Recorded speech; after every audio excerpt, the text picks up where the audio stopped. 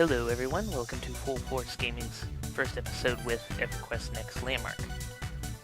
And for those of you who don't already know, EverQuest Landmark is an upcoming MMORPG sandbox game, where the gameplay centers around being able to gather resources and create and build buildings and structures, kind of similar to what Minecraft was, just in a much different and more complex and beautiful way.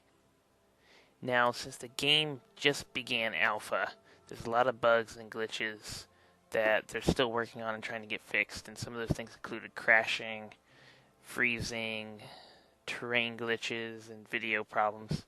So I've tried to put together and splice together the footage as best I can, but it's not going to be smooth like you or I would like to see it in a video. From what I've seen so far, I can say that once they get all the bugs and glitches fixed and have everything implemented into the game that they have planned, that the game's going to be really, really nice, and I can't wait to play it when it's completed. But now to get down to the actual gameplay, your main tools that you use and that are really necessary to what you're doing is the pickaxe and the axe. You use them for, of course, cutting down trees and mining. You can pretty much cut down any tree you come across unless it's on somebody's claim. Now, mining's a little more complex. There's a broad variety of ores that you use for crafting and for building tools, and they have a 3-tier rating system currently. And you either have to craft or start out with a basic tier 1 tool that can only harvest tier 1 resources. And from there you gather resources and upgrade to a tier 2 and eventually a tier 3. And as you upgrade it, those ores are used for making more rare and more expensive items.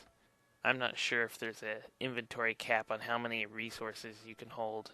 I know there's a resource cap on crafted material, but I'm not exactly sure about the raw material that's used in crafting. And speaking of crafting, every world has a central crafting station that's used for making the beginning items that you need. Also at spawn is a teleporter that is there to allow travel between the different worlds on a server, and even between the different servers themselves. Pretty much you open it and you select your world and confirm.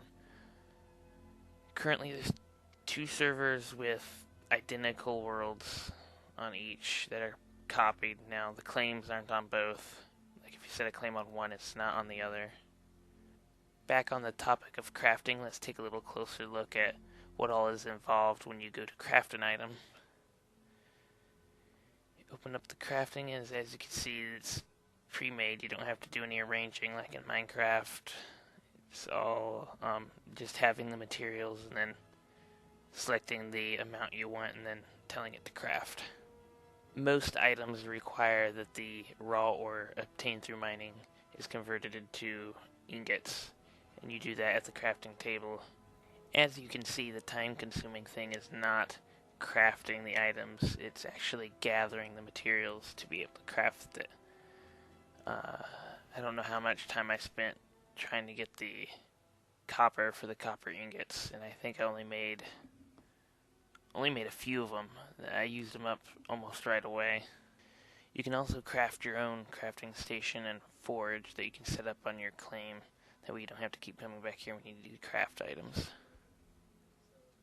And as you can see, when you craft something, it shows right up in your inventory when it's completed.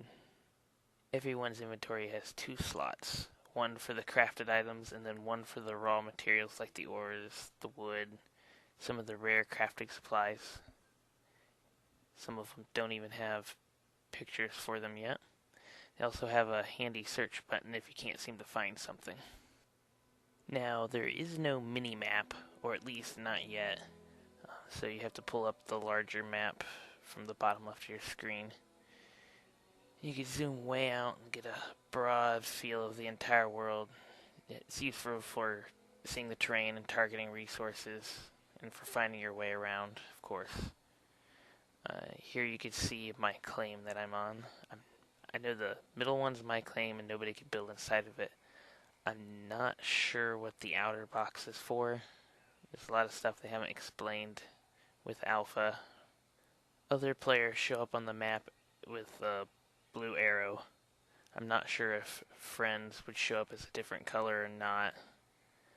Of course, mine's orange in the middle there. There's also a map feature that allows you to toggle on and off the view of other people's claims on the map. You can see where they overlap, and I think there's a feature where you can even search for a specific person's claim. Since the game is multiplayer, you can visit other people's claims. You can set your own claim to where it's locked or where people can interact with certain features such as the crafting stations but not be able to change any of the actual buildings or delete anything. And if you have friends playing with you, you can set it where they can help you build but other people can't that aren't on your friends list. They have a lot of options for it though. Some of them aren't working currently. These crafting stations are more advanced. They have a larger variety of props and materials that you build with. Some cool tables and chairs. I believe these are things that you craft to be able to fly inside your claim, which is really handy for building. As I said earlier, crafting is really limited still, but they already have a nice selection of things you can build to put in your house. Little things that are just for decoration or main props that most buildings would need to have. Some of the more important items include the lights, the fireplaces, even the flags. Really add to the look of a building. And no MMORPG would be complete without emotes. And right now there's a few basic ones, such as the wave ability. Anyways, I'll get a little out view of the surrounding area. The render distance in alpha is not the best, so the trees aren't appearing and buildings aren't appearing that are out there. Another thing that they've been having a lot of trouble with is items, buildings, and props have been disappearing from people's claims when they log out or when the game crashes. They get back in only to discover everything's gone and that the land is right back to the way it was before they edited it. It also deletes any resources that they had used in building, and the structure I've been working on for the video didn't last that long.